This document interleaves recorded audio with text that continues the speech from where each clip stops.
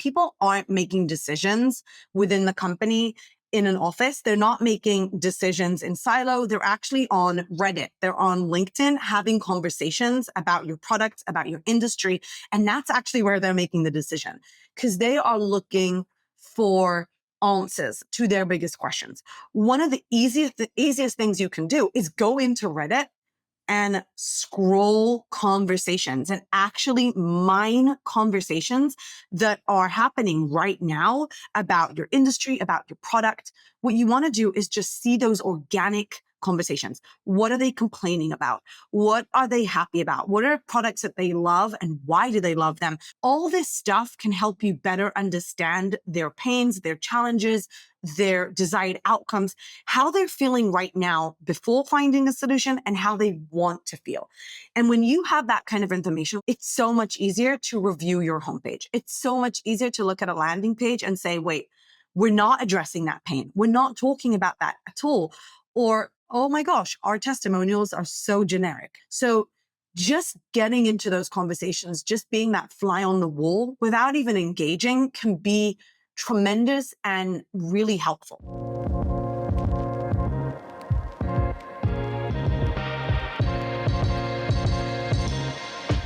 Alrighty. Well, we're here with Talia Wolf. Talia, how's it going? Good. How are you? I'm doing great. I know we've done a bunch of stuff together. You've been in the Exit 5 community a bunch, but now we're here face to face in person. So it's nice to finally put a face to a name.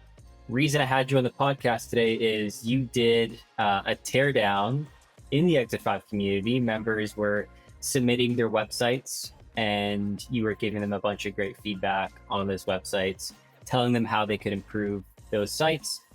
So I want to take the time today to go through some of your learnings and hopefully we can package those up into nice action items for some of our listeners. But before we get into that, why don't you give us, I know you've been on the podcast before, but just a quick refresher for the people out there who may not know who you are. Yeah, of course. I'm Talia. Hi. And I am the founder of Get Uplift, which is a conversion optimization agency. And we help B2B brands optimize their funnels and websites really with an emotional targeting framework that I developed. And I think we'll talk about it a bit today. And I also spoke about it on my previous episode with Dave, really just about understanding real intent, why B2B customers buy, and helping brands optimize with those insights. So before we get into maybe some of the insights, like I feel like conversion rate optimization, we were talking about this a bit before we hit record, but I think for a lot of people, conversion rate optimization is like, how do I, change the form on my site, or where should I move the button to, or I don't know, something to do with the colors of buttons. I'm not really sure, but people I think have a misconception a lot of the time as to like what conversion rate optimization is. So like, how do you define it and think about it at a high level? You're absolutely right. And I think what happens is you get on a hamster wheel. And it's not that people want to do button testing. It's that that's what you're kind of left with. When people think about conversion optimization, the go-to process is, okay, I'll go into Google Analytics or, I don't know, Mixpanel or, whatever tool you're using, and you identify the problem. And you're like, okay, it's the homepage or it's my pricing page. And now I need to optimize it. Or maybe it's a landing page. And what you do is you go through a series of steps, which is like, I'm going to do a heuristic analysis and I'm going to Google best practices for pricing page optimization. And I'm going to ask colleagues and I'm going to look around and see what my competitors are doing. And then I'm going to come up with a hypothesis of what changes can I make to my pricing page that will increase conversions. And that process is what everyone uses. And then, you create a new variation, and you launch a test, you analyze, and you're like, nothing happened. And maybe you've increased conversions. So you like changed a call to action button, you've changed a headline, you've, changed the way the pricing plans are on the page. But you look at the data and you just don't understand. You don't understand why an uplift happened. And you don't really understand why a decrease or no lift happened. And that puts you on kind of a hamster wheel where you're like, okay, maybe we need some more tools. Maybe we need some more metrics. Maybe we need to follow more best practices. And you get into this spot where you just don't know what to change. And again, like the biggest problem with conversion optimization is knowing where the problem is kind of easy if you have a data analyst, but knowing what changes to make is the biggest enigma in the black box. So my approach when I started doing conversion optimization was doing that. Like, okay, let's figure this out. And it just didn't work. And I finally understood that if I really want to increase conversions, what I have to do is understand how people buy. Because if I can understand how they buy, then I can create websites that cater to that. And that's kind of when I went down the rabbit hole, or what I like to call my bat cave, and started just figuring out, that, okay, it's all about psychology. It's all about emotion.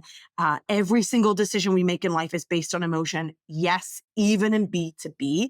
At the end of the day, people don't buy products. We're buying, I want to be recognized by my manager. I want to get maybe I want to get a promotion. Maybe I'm just scared I might lose my job.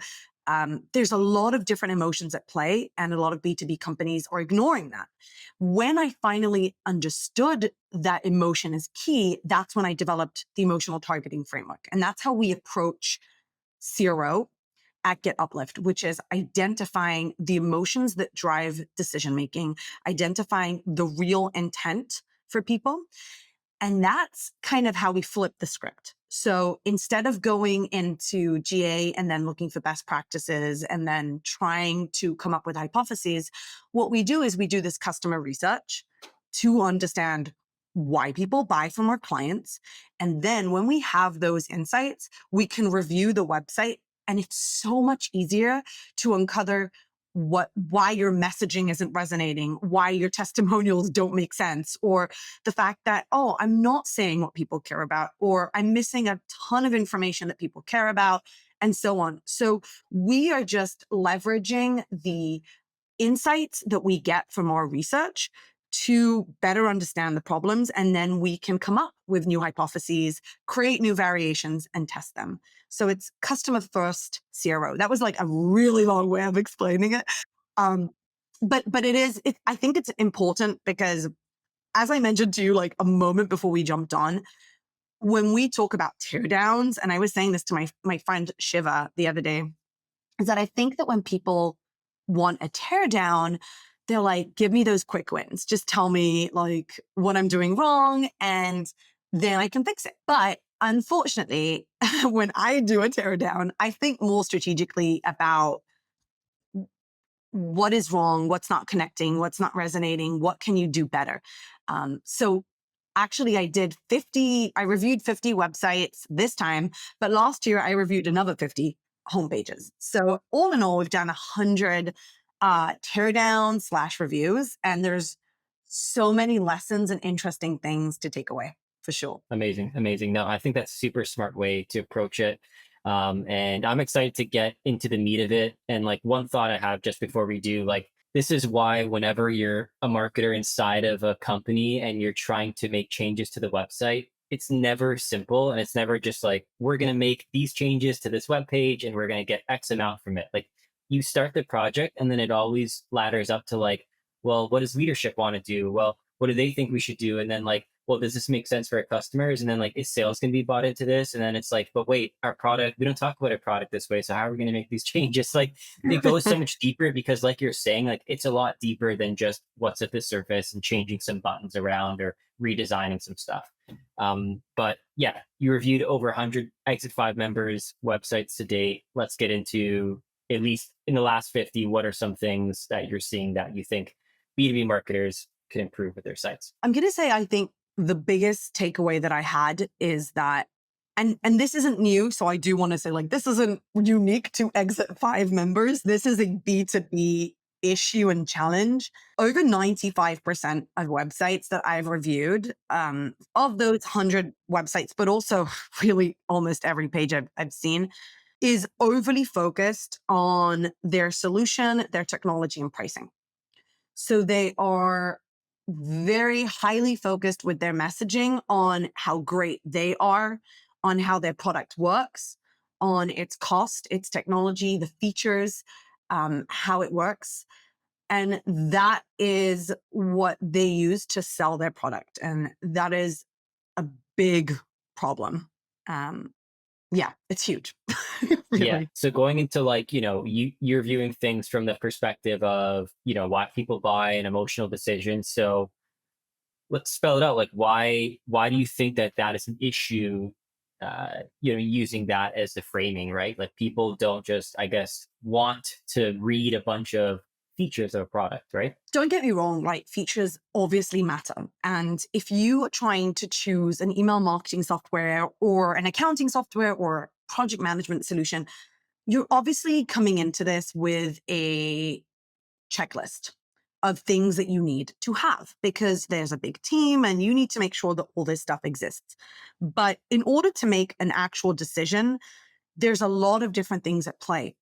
And what usually happens is businesses, like brands, don't really know what to say.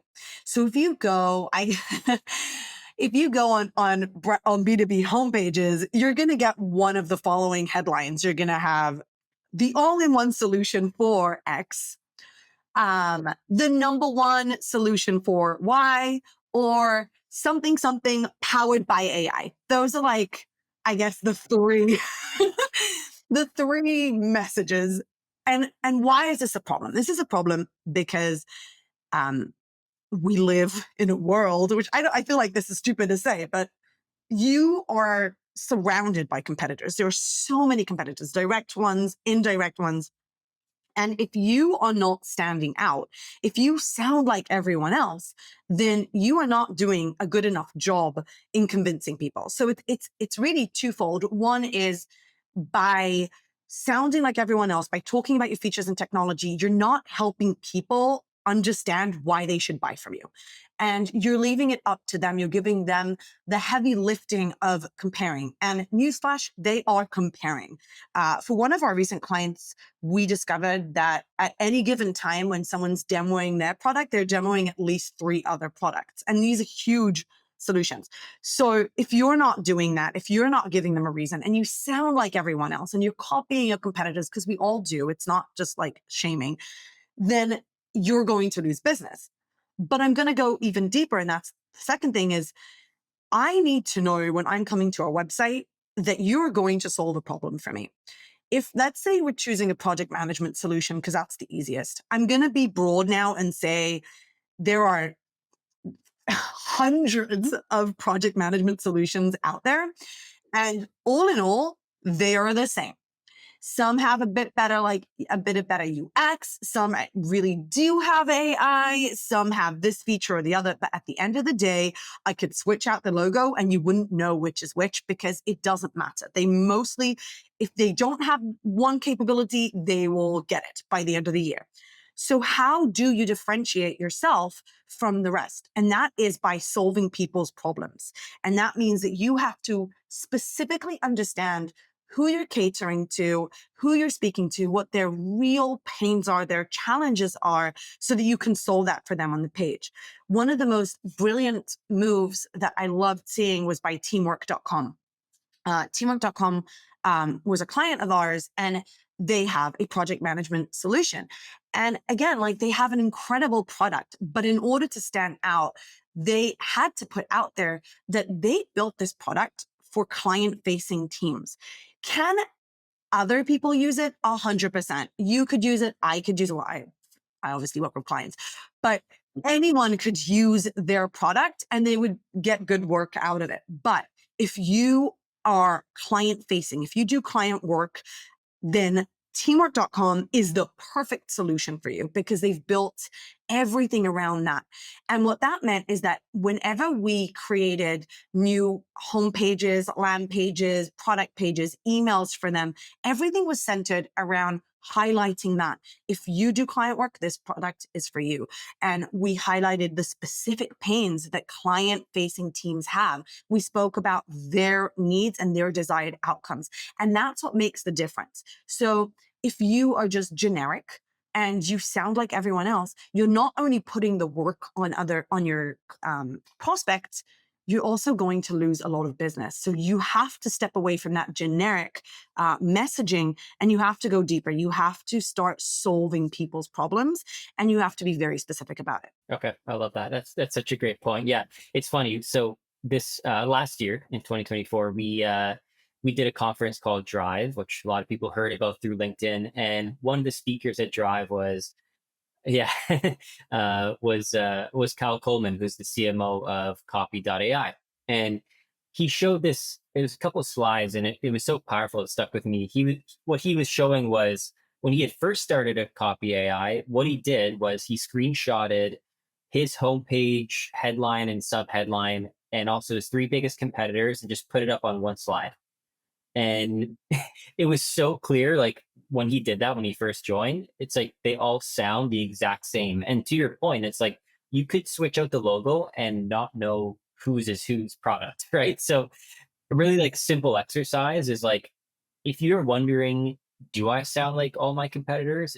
Just try something like that. Like just go look them up. I remember in my first marketing job, I didn't do that until I was like 2 years in. I was like, oh wait, like we sound exactly like our like 10 biggest competitors. What are we doing here? Right. So that's a really, really great point. And I just feel like it's not something that we pay enough attention to, but we should. But what do you think is like, you had talked about some of the ways that people can get around that, but like, what advice would you give to somebody today? Let's say they analyze some of their competitors and they find that, oh, we just sound like everybody else. Like what are the things they should go and do in the next quarter or two that may help them develop the right messaging that would fix this? The bad news is it's a lot of work. But the good news is no one wants to do it. So if you do it, you're going to stand out and you're going to like win the game. Um, the key to standing out and creating a homepage website funnel that really connects and resonates with people on an emotional level, which means that when they land on your page, because they just Googled whatever and they clicked command and they just opened a bunch of competitors of yours, when they land on your tab, they won't move to the next one because they will see themselves on the page. The key to doing that is actually doing customer research. Now, when I say customer research, I'm not saying an NPS kind of survey. I'm not asking you to email them and ask them what their favorite feature is or why they chose you. I'm talking about real in-depth research. Surveys are important, interviews are important, but let me just give you an idea. If one of the most incredible things that we're seeing is that people aren't making decisions within the company in an office. They're not making decisions in silo. They're actually on Reddit. They're on LinkedIn having conversations about your product, about your industry. And that's actually where they're making the decision because they are looking for answers to their biggest questions. One of the easiest things you can do is go into Reddit and scroll conversations and actually mine conversations that are happening right now about your industry, about your product. What you want to do is just see those organic conversations. What are they complaining about? What are they happy about? What are products that they love and why do they love them? What are books that they're reading? What are podcasts that they're listening to? All this stuff can help you better understand their pains, their challenges, their desired outcomes, how they're feeling right now before finding a solution and how they want to feel. And when you have that kind of information, we call it social listening. So you're on Reddit, you're on LinkedIn.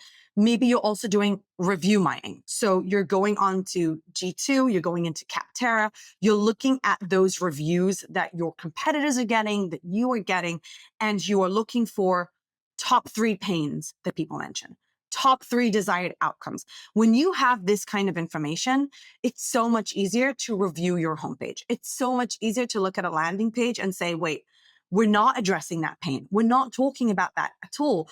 Or, oh my gosh, our testimonials are so generic. No one cares that someone's saying, oh, this is the best product. But maybe you go onto Reddit and you discover that the biggest pain people have is that they are concerned they won't be able to do it themselves. It's too technical. Your product looks technical to them. They're just a marketer. They don't have technical skills. and they're worried. So what you could do is you could use testimonials of marketers that were actually scared and worried about this exact same problem on the landing page, and how it was solved for them and how easy it was for them, or how customer success stayed on the phone with them for 2 hours and solved it. So just getting into those conversations, just being that fly on the wall without even engaging, can be tremendous and really helpful. I love that one. Yeah, that's such a good one. It's funny because, obviously Exit 5 has a community for B2B marketers with thousands of marketers in it. And like, I could search almost any B2B marketing product and find at least one discussion about it. So people are definitely doing it. Like, I know, on LinkedIn, a lot of people talk about like, oh, no one's going to Google, they're going to communities. And like, when I wasn't working for Exit 5, I was like, do people actually do that? Like, I think they do, but I don't really know for sure. But I could tell you from somebody who is managing a community, it absolutely happens all the time in our community. We see it. Um, so people are going there. And so I guess like, I think it's smart for people to not only go to places like Reddit, to also join communities where your customers might be. And I'm not saying that like, don't join Exit 5, I don't care. But like any community where that happens, like go join it and be that fly on the wall. Because not only do you want to hear discussions about your product, you want to also hear discussions about competitors' products. And you also can mine competitor reviews, right? Like at my last company, our product wasn't really as well known as our competitors. So, but our competitors were like huge companies. So what I did was I just went and looked at all their reviews, and I found what people were complaining about, what they liked, what were they complaining about. And I was just like, all right, I think I have an idea as to how we can position against them, right? Like their product is superior from a feature standpoint, but their customer service sucks. So what if we just said, okay, like we're not the biggest, baddest, but we're going to stay on the phone with you for 2 hours if you have a problem, right? And for some people, they buy because of that.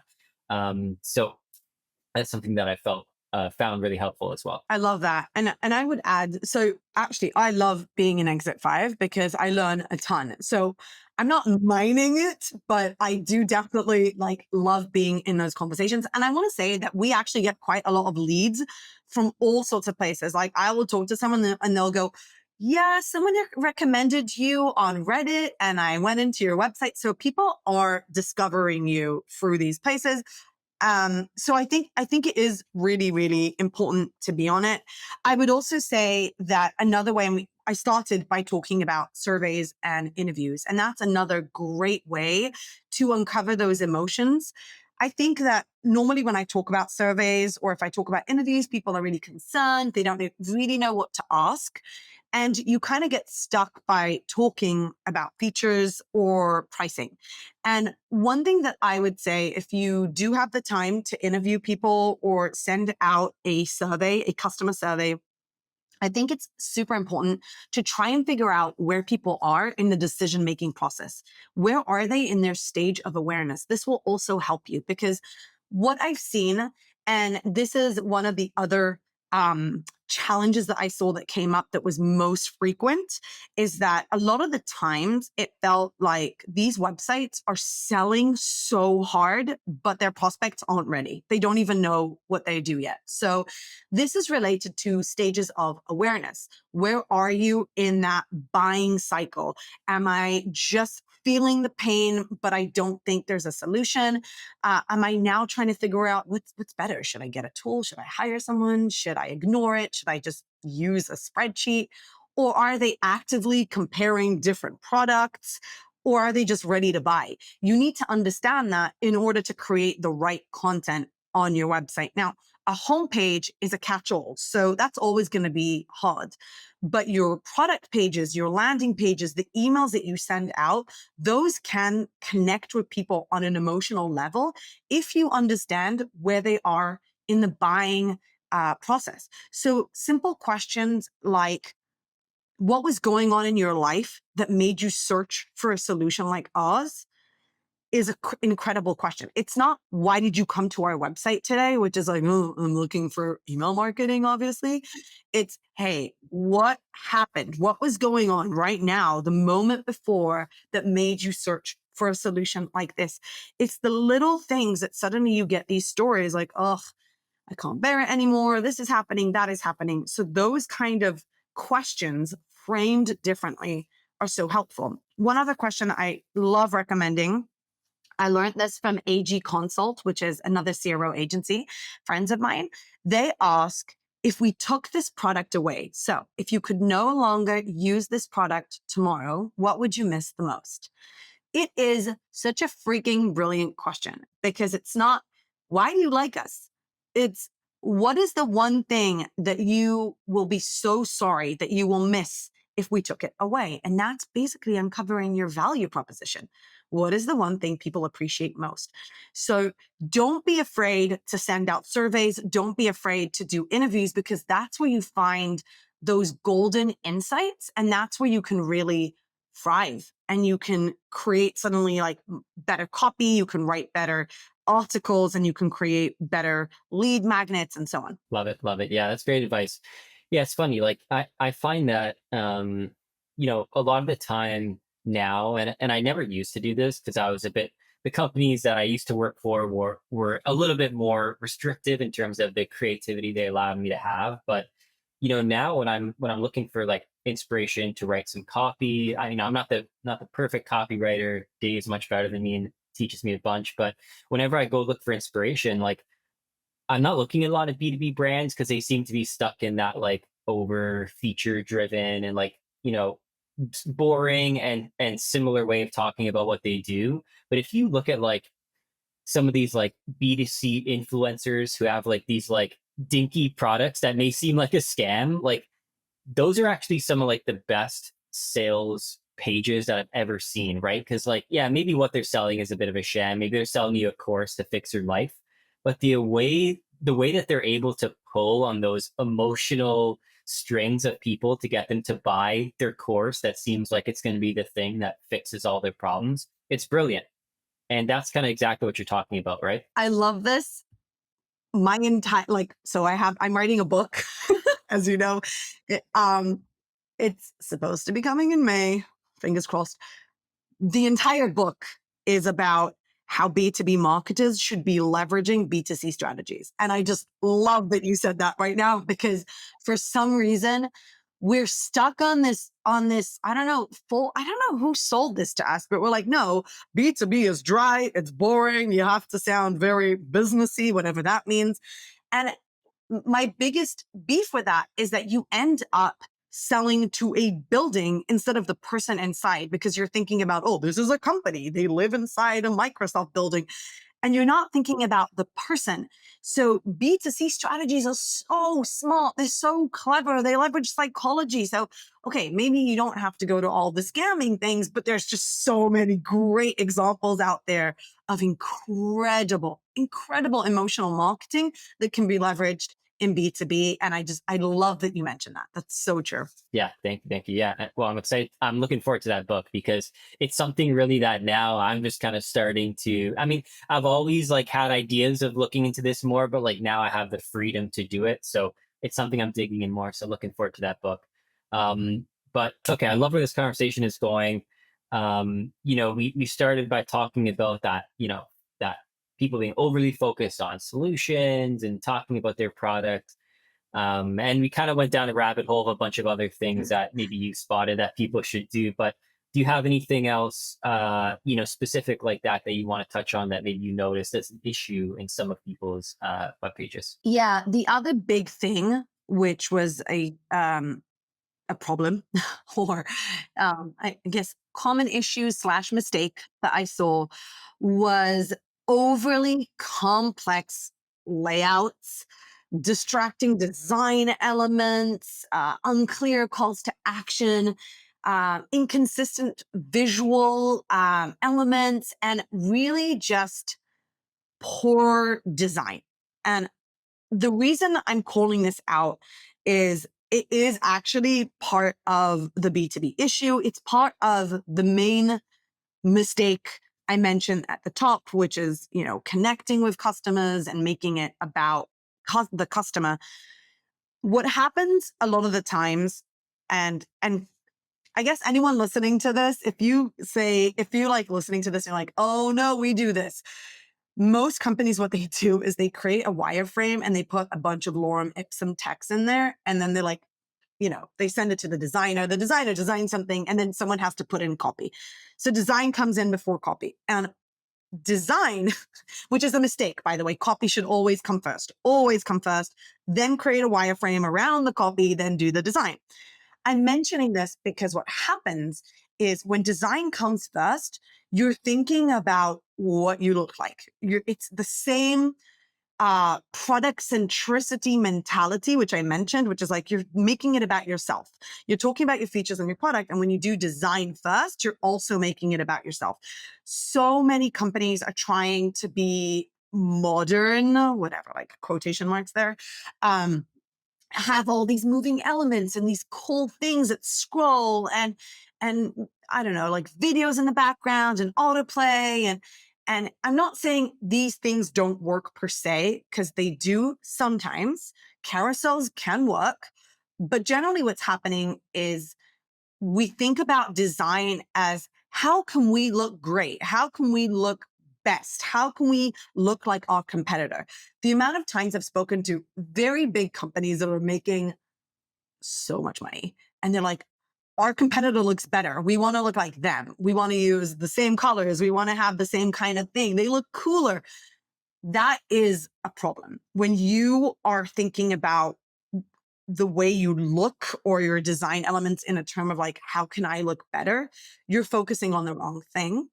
And design has two roles, really. One is everything in your design has to amplify your message. Every single element on the page, the colors, your images, the background, every single piece of design, everything has to amplify your message. And the second role is it has to help people take the next step. It's not just, oh, this is UX and this is design. No, it's all connected.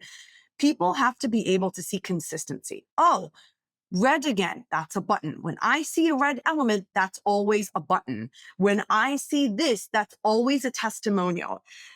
We have to create an experience for people so that it is easy for them to read the copy, see that this product is meant for them, built for them, solves their problem.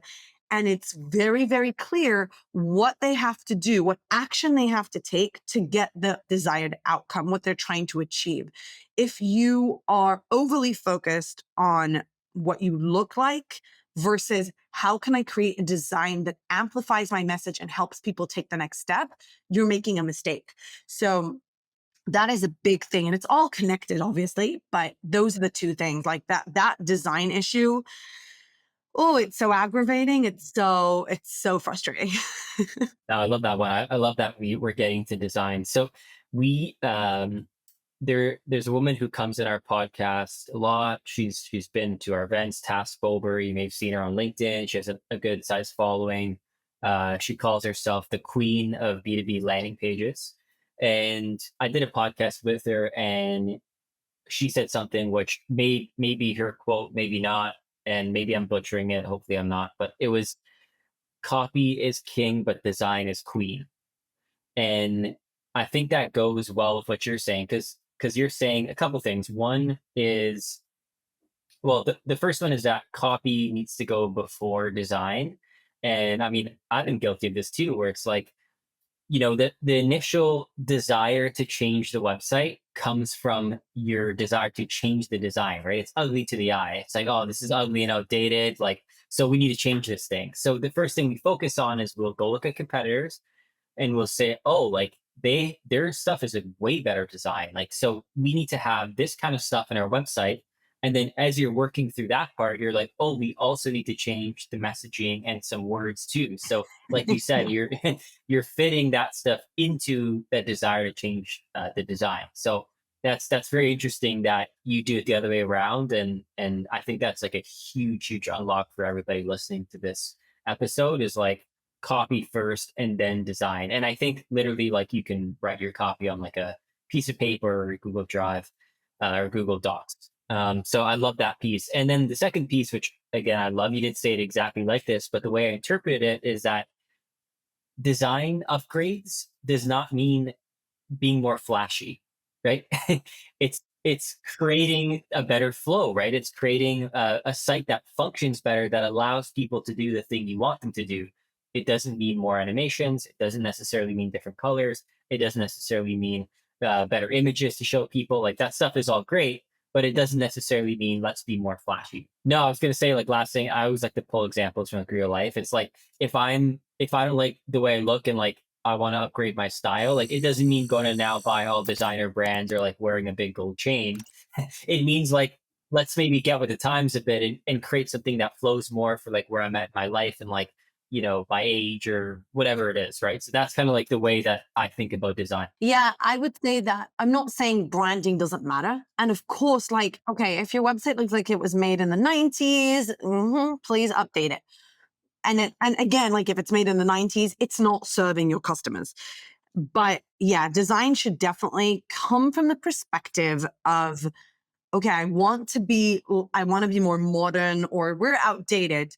I want to look better.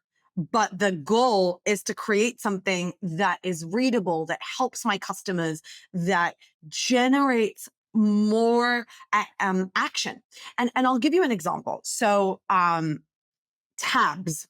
Tabs are a big thing in B2B right now. They started about, I want to say 3 years ago. They didn't want long pages. So they started putting things in tabs. Wait, And tell the audience what tabs are. okay, so tabs For are, those who let's don't say know. you have features and you want to put them on a product page. And instead of just having a section for each feature, you have like buttons that look like tabs on your browser, and you have to click on them to get the different information about each feature. So you can have them vertically and you can have them horizontal, and you'll see them on different websites. It's all the rage now. How can I make my page shorter?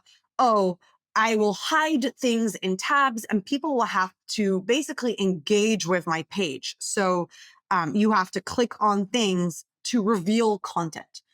Now, there are many ways to do that. You have some websites that do them with timers, and that just pisses me off. Sorry, I don't want to curse, but it just annoys me. You're like, I'm in the middle of reading something and it just changes. And you're like, wait, how do I get back to what I was reading about this feature? Um, and you have the ones that are flashy and they move and they jump out and you're like, click here, tap on this, tap on that. You have tabs that each tab has a video and a testimonial and copy and a button. And you're like, what do I even look at? What do I read? So by all means, like, okay, tabs work. You can use that kind of section on your website if you're really worried about long form pages, which I don't agree with. I think tabs are cool, but I prefer content that you can read as a story. Um, but if you're creating these tabs because you think that they're modern and other companies have them, so I want to look like them, think about the user experience. What does it look like and why should people tap on these different things and move between content pieces? So I'm not saying don't update your look and feel. I'm not saying don't use carousels, don't use tabs, but just be minded on how people are going to use this and giving them reasons to use it, and making sure that every single design element on your page has an actual goal and reason to be there. There's so much fluff. There's so many brands adding just random stuff on their pages that make no sense just because it looks cool, but it actually makes the page redundant and confusing, and a lot of people bounce because of bad design. So design matters and it has to be mindful. So I think that's a great point. And I think one thing to add to that too is like often we will forget how we interact with sites and our state of mind when going into a buying decision. Like, even if it's something as simple as like, you're looking for, I don't know, a new lawnmower as an example. It's like, well, that may be a terrible example because people don't go online to do it, but you know what I mean? It's like the way that I go onto a website and the way I browse around is like sometimes so random and like it's like not based on like, I'm not looking for a specific feature on like Gone per se. Like maybe in some instances, yes, but like the way I expect to get that information is not in like some massive like 30 by 30 grid. So a lot of the time too, it's like just think of like how you would go to a site and like how like random you are with the way you search it and some of the things that you look for. Don't expect people to do something that you wouldn't do or a way you wouldn't think also. Um, but cool. Okay, so we went through some great stuff.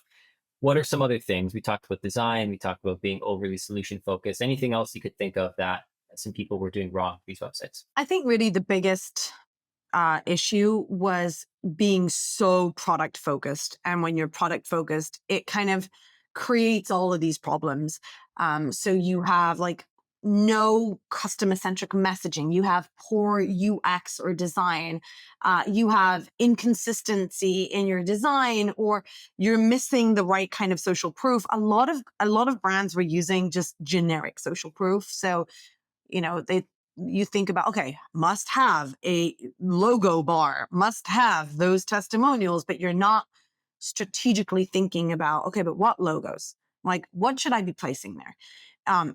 Okay, cool. Disney uses our product. That's so cool. But is Disney your ICP, or is it just cool to show Disney as the logo? Like, you need to think about who is coming, who is your ICP, who are the people that you really want to convert, and every single element on the page should address that. So even your testimonials, as I said, they should be solving problems, not just praising you. There was a lot of overuse of like jargon and like generic copy, and like obviously adding AI in different places, a lot of clutter. But again, like if I were to be asked, and everything is rooted at that part where we just don't know what to say. So we put everything on there and we focus entirely on our technology and pricing. And we get overly focused on that kind of stuff. And that's why all of these mistakes are happening. So yeah, that's the biggest mistake. And I would say that if you want to stand out and if you want people to choose you over your competitor, the number one thing you have to do right now is start doing customer first research. It means really digging into pains and solutions and really digging into the emotions that drive people to your website. That's the only way to stand out. It really is. No, I believe that too. I believed for a long time that a good website starts with good product marketing, because the product marketing is where you kind of dial in the customer research, the positioning, the messaging, right? And if you if you don't have that stuff, like it requires bigger work than just an upgrade to the website, right? So if you want to upgrade the website, but you're misaligned with your product team on how you talk about what you do, leadership, you're misaligned with leadership on like the way you talk about what you do and what their vision is for the company. If you're misaligned with sales on who you target and who you're supposed to go after, like you can't create a good website because there's just no harmony internally between you and the rest of what the business thinks is true, right? So it's like it's really hard to get to a place where the website makes sense and you are really dialed in on who you're speaking to and the way you speak about it if that stuff is off. So the tough part about this is that sometimes it's not as easy as you just going and doing the work. You have to actually go and like uncover these business problems to help you get to a better end outcome, right? It's like even the issue with marketing in general, it's not always about how do I improve the way our LinkedIn ads are performing. It's like, well, how do I improve the way we even talk about what we do in general? And that's usually not just like the marketing team getting in a Zoom call and talking about it for an hour. It's like, well, we need to get some of this information from the product team, from sales, from leadership. We need to get everyone together and come to agreements on this stuff, right? So a lot of the time too, the changes and the reason why it's not working are bigger than just you as the marketer, and it requires you to go outside of the bubble and speak to those people and get the right information, right? 100%. And I will add to that. I think when you do this kind of research, when you do emotional targeting research, one of the most incredible things. So as a CRO agency, we go out and we're like, okay, let's get some case studies. And we interview our clients and we're like, okay, let's show those numbers. Like we've increased conversions, and without really a shadow of a doubt, every single time we'll get those numbers like, okay, they increased our conversions. But the number one feedback we get every single time is the best thing is that we got everyone on the same page. And that is the key with this kind of research, is that you suddenly have a common language about who you're speaking to, what you're selling to them, why they're buying it, and how you should be speaking to them. And that not only aligns everyone in marketing, and suddenly the person that's doing the LinkedIn ads, the person that's doing email, the person that's creating that webinar are all speaking the same language. You're also able to take this research and say, hey, you guys over there in sales, here's what we've found out. The biggest pains that are leading people to our website are this. These are the desired outcomes. You should be using this language. So suddenly you've got product, sales, customer success, and marketing all agreeing who you're speaking to and how to talk to them. And it breaks down those silos. And it's just incredible because it's just research, but it's such valuable research. And when you've got the data in front of you saying, look, this is what they're saying. All we have to all do together is align around it. It just gets the ship kind of going in the right direction. And I couldn't agree more. It's just getting all the right people in the room and showing them this research. It's so much easier to get buy-in for your ideas and campaigns and just everything going forward. No, I love it. And, it creates this harmonious approach of like what the person experiences with your brand, right? So it's like if the sales team talks about you one way and the leader on LinkedIn talks about you another way, and then the marketing team talks about another way and the website is different, it's like, well, the person's just going to be confused and they're going to be like, well, this is kind of confusing. I'm just going to go with this competitor who just makes more sense in my head, right? So it creates that harmonious approach. And last thing I want to touch on before we wrap here is stakeholder alignment. So we just talked about how important it is. Like, how have you seen, what do you think the process is for an in-house marketer to go to leadership and say, I want to make some upgrades to our site because I have a belief that we can improve it by X, Y, and Z and generate more pipeline. What should they do? Like, who should they be talking to? What kind of meetings are they setting? Like, what does that look like? Yeah, it's a great question. So I think the good news about conversion optimization is that everyone wants to do it because you're like, of course I want to increase my conversion. So I think one of the best ways that we found is really just saying, hey, we want to optimize. We want to create, to generate more conversions.